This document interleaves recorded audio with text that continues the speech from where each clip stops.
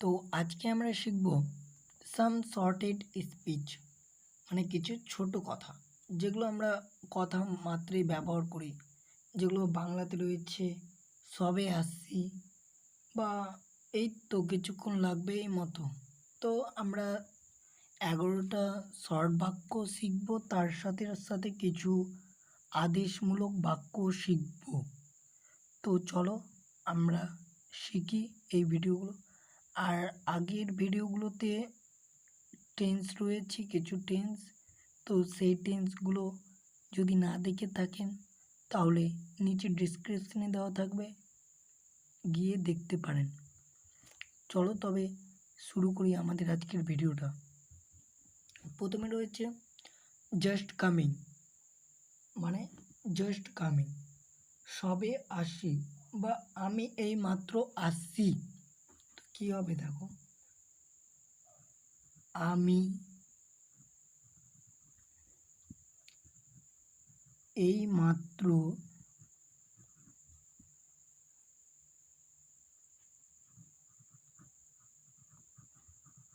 আসছি, ঠিক আছে। ভেরি ওয়েল মানে কি, খুব ভালো হয়েছে, খুব ভালো হয়েছে।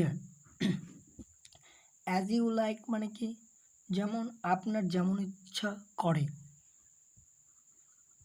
আপনার যেমন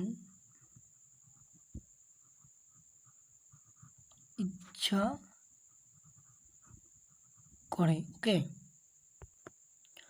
অফকোর্স মানে কি, অফকোর্স মানে হচ্ছে অবশ্যই, আমরা কথার মাঝে মাঝে অবশ্যই বলি যে অবশ্যই এটা হবে, অবশ্যই। তো এর ইংলিশটা হচ্ছে অফকোর্স, অফকোর্স।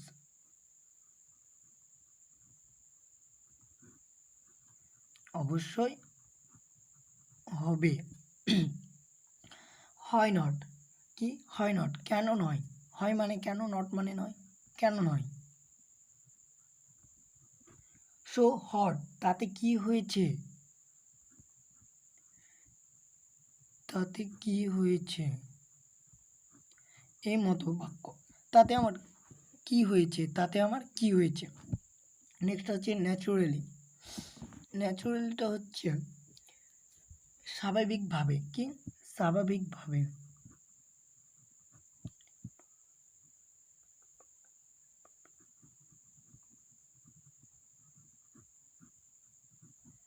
অবভিয়াসলি মানে হচ্ছে স্পষ্টতাই,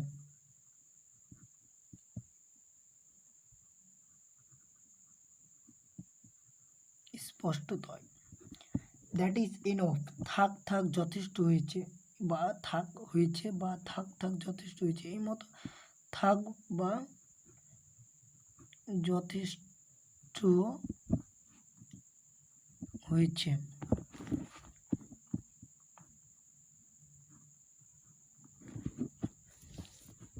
ঠিক আছে। Enough is enough, enough is enough, আর কিছু বলার নেই, কি আর কিছু বলার নাই।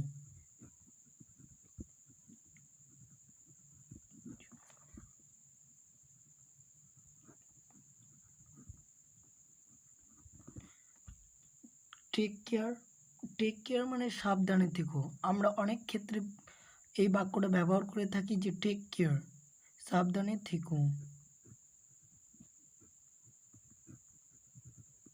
সি ইউ এগেন, আবার দেখা হবে।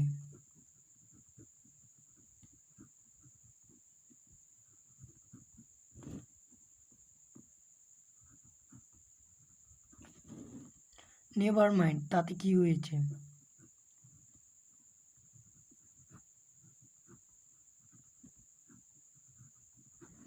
তো আমরা আজ 11টা শিখলাম। নেভার মাইন্ড মানে তাতে কি হয়েছে, সি ইউ এগেইন আবার দেখা হবে, টেক কেয়ার সাবধানে থেকো, অ্যানফ ইজ অ্যানফ আর কিছু বলার নেই, দ্যাট ইজ এনফ থাক বা যথেষ্ট হয়েছে, অবভিয়াসলি স্পষ্টতাই, ন্যাচারালি স্বাভাবিকভাবে, সো হট তাতে কি হয়েছে, হয় নট কেন নয়, অফকোর্স অবশ্যই হবে, অ্যাজ ইউ লাইক আপনার যেমন ইচ্ছা করে, ভেরি ওয়েল, খুব ভালো হয়েছে। জাস্ট কামিং, আমি এইমাত্র এসেছি। এটা হচ্ছে সাম শর্টেড স্পিচ, মানে কিছু ছোট ছোট কথা। আরও রয়েছে, যদি জানতে ইচ্ছে করে তো কমেন্টে জানাবেন, আমি দিয়ে দেবো, ওইখান থেকে দেখে নেবেন। তো নেক্সট ভিডিও হচ্ছে যে আদেশসূচকমূলক কিছু কথা।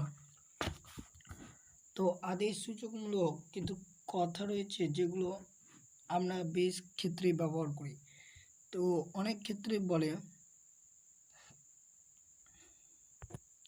তো এইখানে রয়েছে যে অনুগ্রহ করে এখানে আসুন। তাহলে ইংলিশটা কী হবে? Please came here.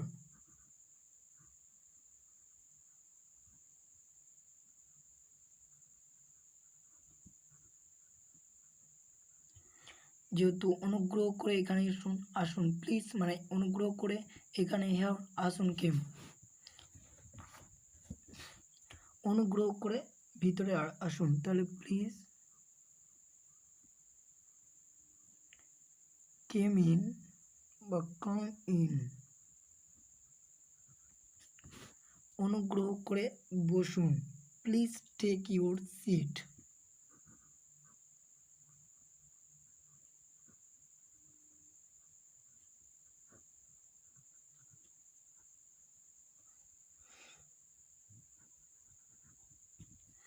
অনুগ্রহ করে অপেক্ষা করুন, প্লিজ, বা ওয়েট এ বিট প্লিজ, বা প্লিজ বসিয়ে দিলেও হবে।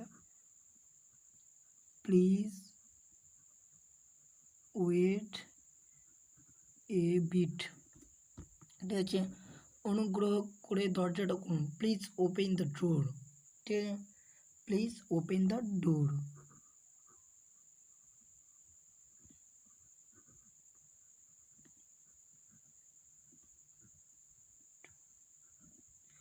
আর এখানে রয়েছে অনুগ্রহ করে আমাকে যেতে দিন, please allow me to go.